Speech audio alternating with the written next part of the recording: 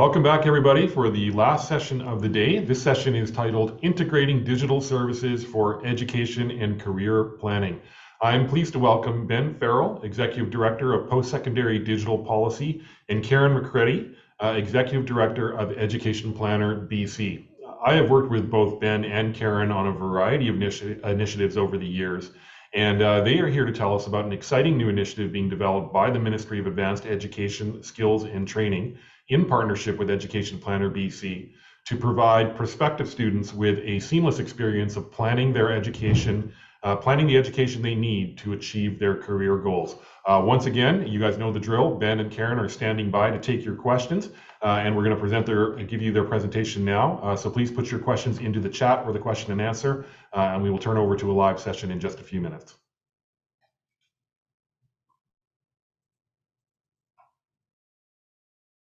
Hello there. Thank you for having us to BC-CAD's 2022 Jam. I am Ben Farrell, Executive Director responsible for post-secondary digital policy and programs within the Ministry of Advanced Education and Skills Training.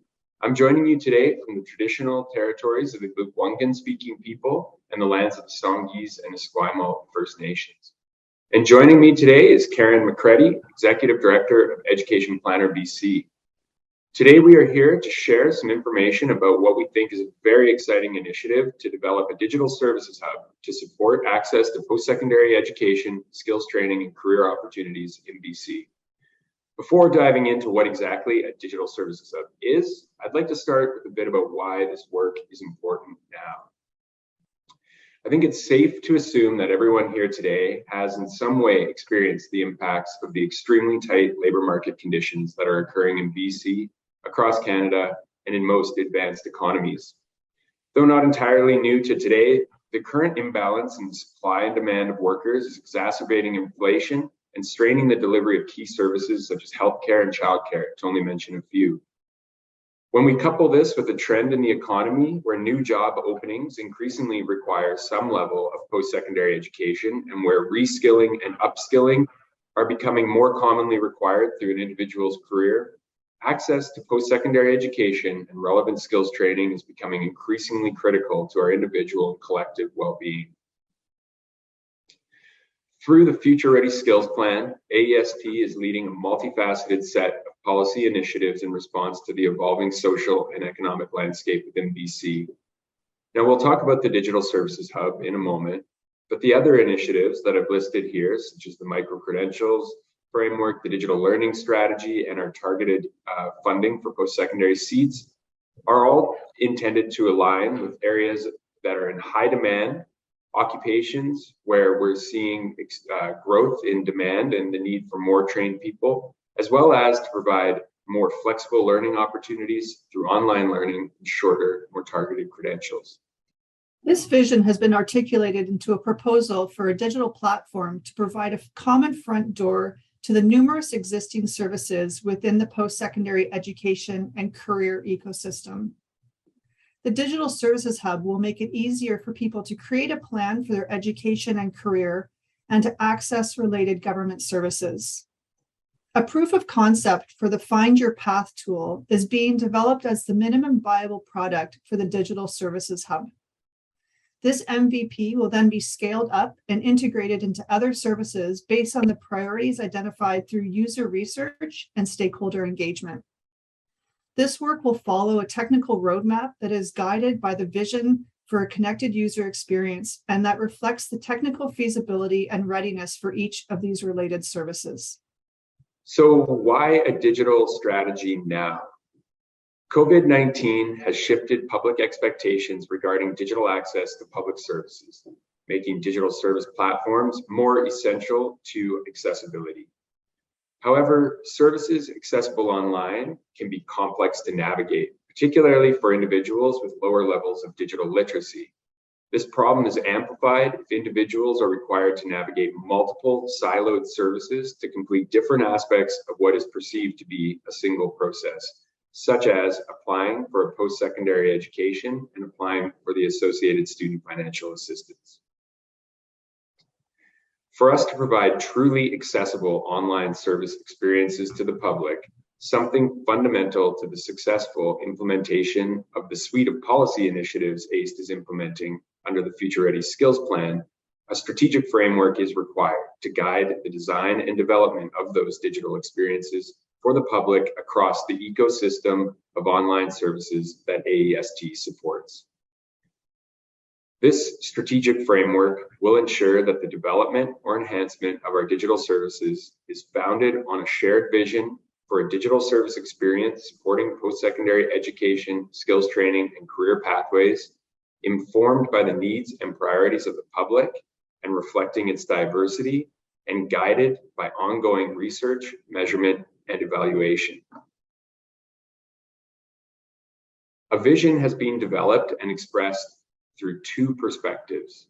The first here could be considered as articulated from an internal service delivery perspective, and the second is from the perspective of a user. Both of these perspectives envision a connected services model for post-secondary education, training, and career services that supports the public at all stages of their education and career journeys. So taking that vision and building off the strength and brand awareness of Education Planner BC and Work BC, a plan has been developed to launch a proof of concept on Education Planner BC's technology platform. This MVP is being developed as an interactive journey map that allows individuals an opportunity to move through their path based on the perspective of either the career they want to pursue or their educational focus. The map will move users through their journey while also providing key data points that will inform and guide them through their decision-making. While we are working on the MVP this winter and spring, we will be continuing to conduct user research with the public to identify and prioritize the needs of our audience when they are looking to explore their education, skills training, and career opportunities. The list here is what we already know as opportunities for connecting our services and enhancing them as we proceed. And as you can see, the scope is fairly large and our goals ambitious. And thus we will be looking to have support and engagement from across our post-secondary partners as we embark on this exciting journey.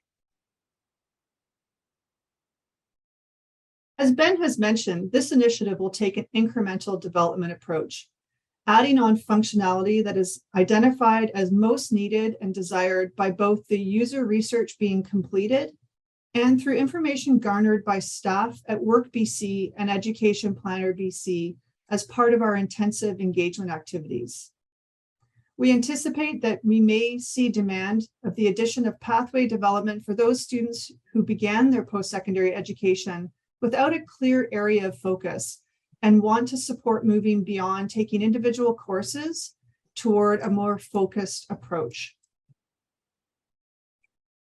We also anticipate that there will be a benefit in providing pathway development for those individuals who are mid-career and are looking for ways to shift to another career or progress within their current career. And then, of course, those looking to take advantage of the growth of micro-credentials and other postgraduate education opportunities to support them in either focusing in on a specific skill or adding on new skills to support their career growth. As you can see, there's ample room on this graphic for many other pathways to support the wide range of options that are needed to support our current and future learners. Our timeline begins now. We are out meeting with graphic design firms as we speak to learn more about how to bring this to life in a way that engages, motivates, and supports learners. We plan to have our MVP launched by mid-2023 on the Education Planner BC site and being introduced to students through our regular engagement activities by the fall. Immediately following the MVP launch, we will begin responding to the prioritized user research and service design plan that identifies next steps for development. This development will be ongoing, and we will be sure to continue to update you and your colleagues as the plan is finalized. So we sincerely appreciate the opportunity to share this update with you today, and we are keenly interested in any questions and discussions from this great group gathered for the BC CAT Jam this year.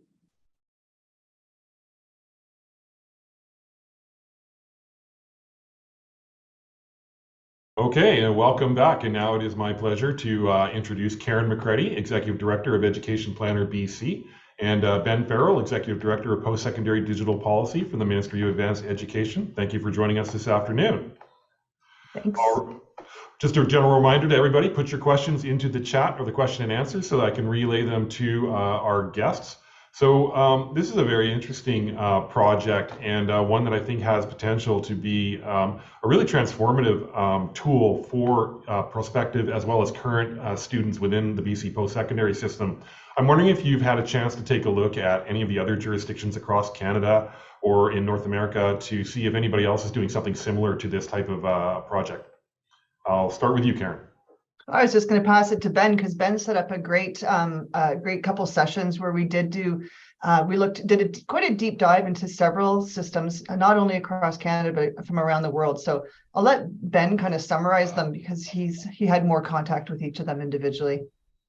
Sure, and Mike, I was ready with my response until you sort of put those parameters of Canada and maybe in North America. So I'm going to sidestep that a little bit. We did, as Karen mentioned, early in this, bring in some jurisdictions who are really working in this space. I mean, it's happening. I think there's interest everywhere in trying to streamline how people can connect with post-secondary, and in particular, how they can have meaningful information about outcomes with regards to labor market opportunities, so that those two kind of aspects of the puzzle can inform one another.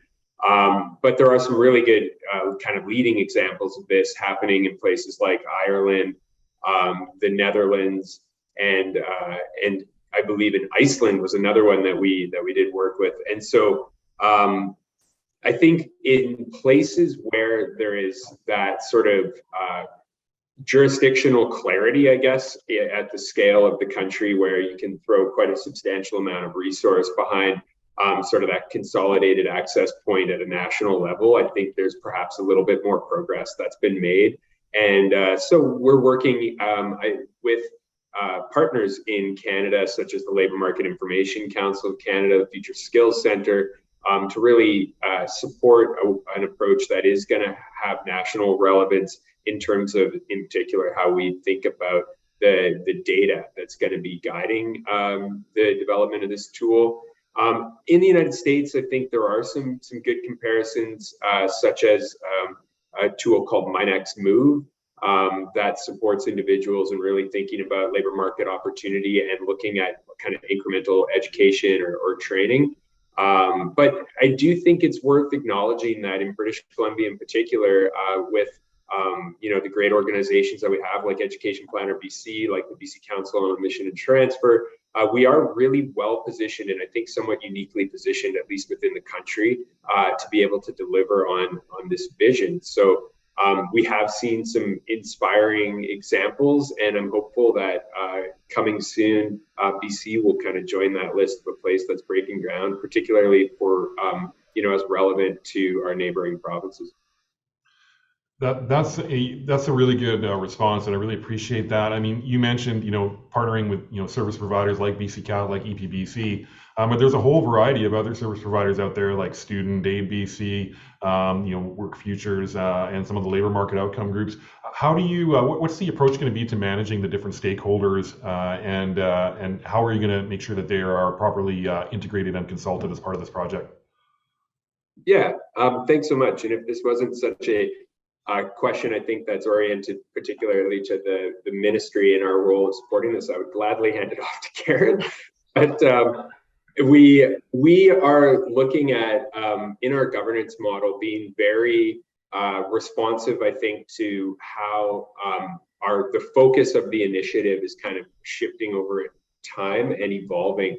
I think with this something of this scale, in terms of the vision, one of the important aspects of having success is that we need to acknowledge it'll be very incremental, and therefore we have to be focused at each kind of stage of the journey. So in that, we are really looking at bringing the key partners to the table that are going to need to participate at a given moment, or within the sort of near term where we know there's going to be tactical activities, and really bringing them into collaborative conversations and involving them in governance. So right now, that is very much centered around organizations like Education Planner BC and Work BC, and our governance reflects that. But we're already creating ways and spaces for, BC CAT, for Student ABC, as you mentioned, and even thinking out a little bit further, getting into some of the spaces of, thinking about groups that support trades and apprentices, and other aspects of the post-secondary system, and ensuring that we're proactively reaching out, making sure people are aware, and then that we're going to bring them closer and closer as we continue to kind of evolve through the steps. I don't know, Karen, if you have thoughts to add. Yeah, no, I agree with everything that you said. And I think understanding the reality of where each of our stakeholders are in their development and what they can bring to the table at different points in our journey, I think is a really important piece too, right? So identifying with student aid, for example, that they're under, a significant amount of pressure and work to, go with their new site and their new system.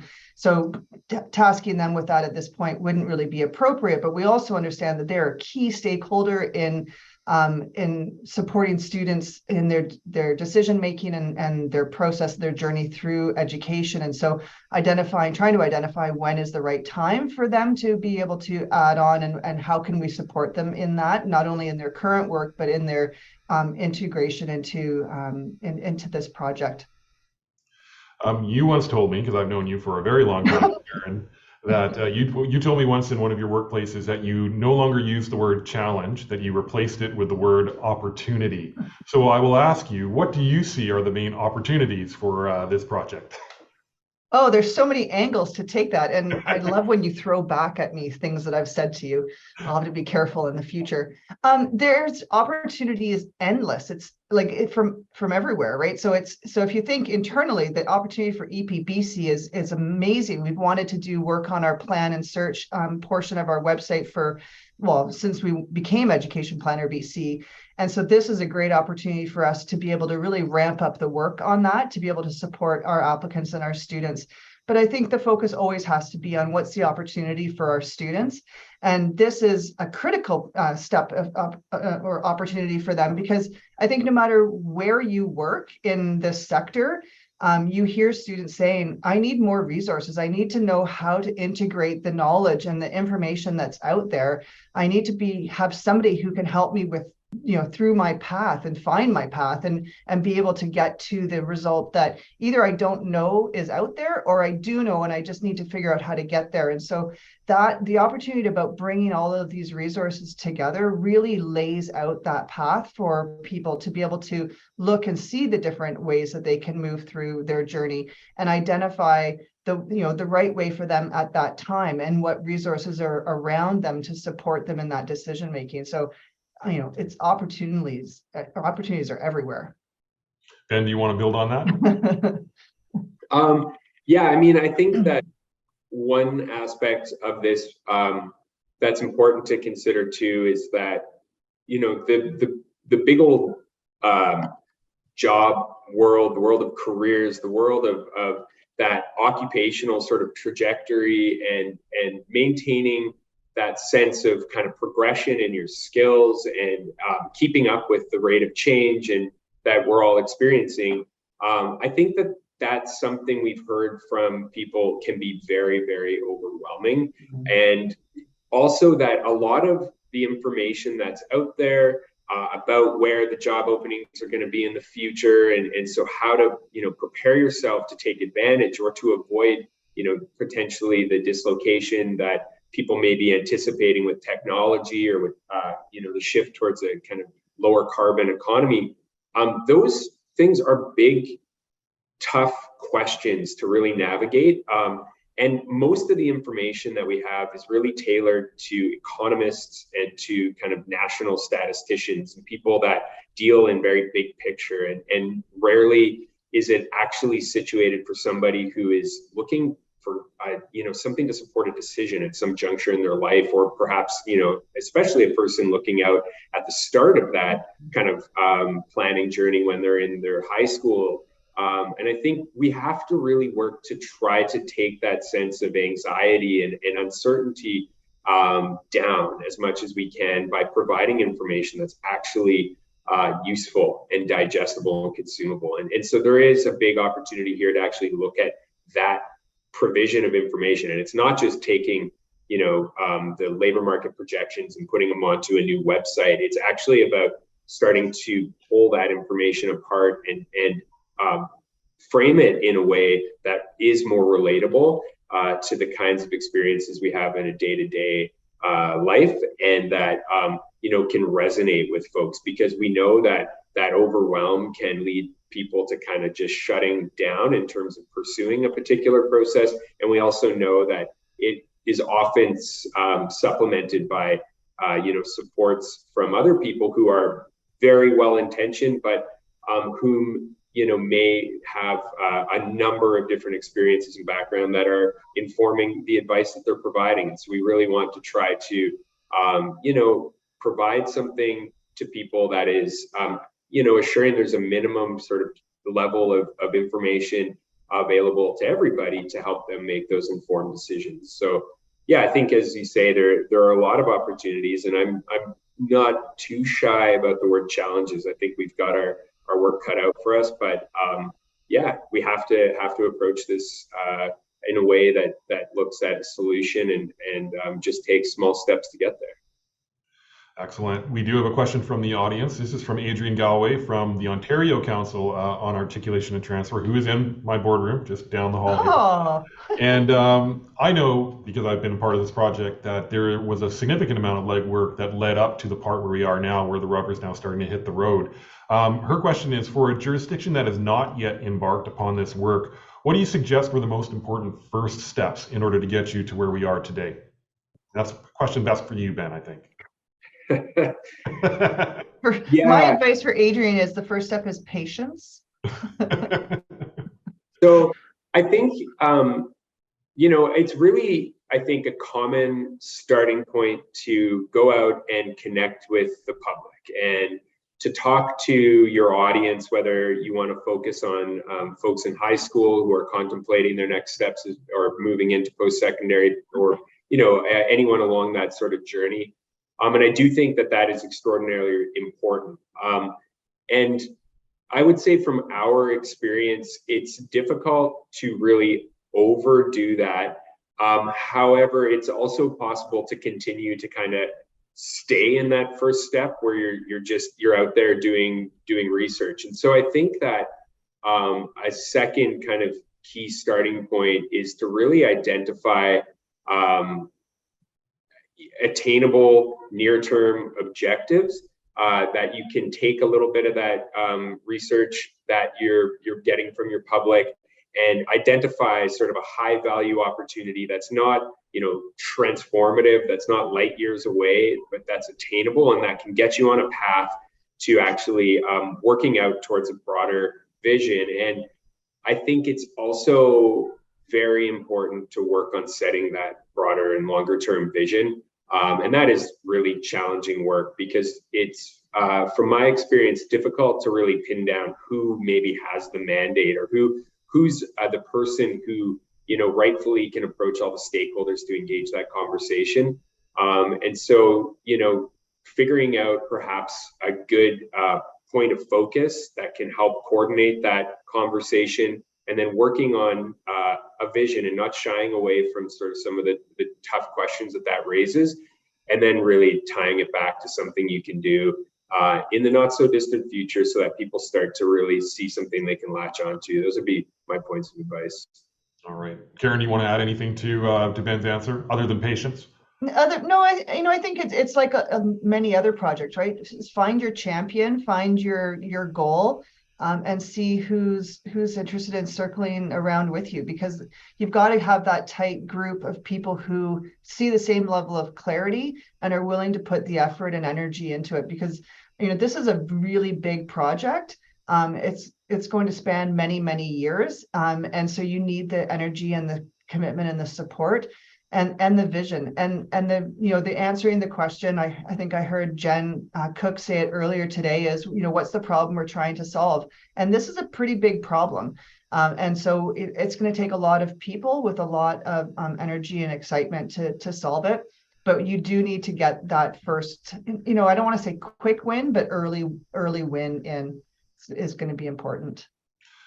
I think that that's excellent, and I really appreciate all the comments and the presentation that you guys have made today. I think we're pretty close to time, and there are no further questions in the chat. So I want to just thank you both for being here today and being part of our event.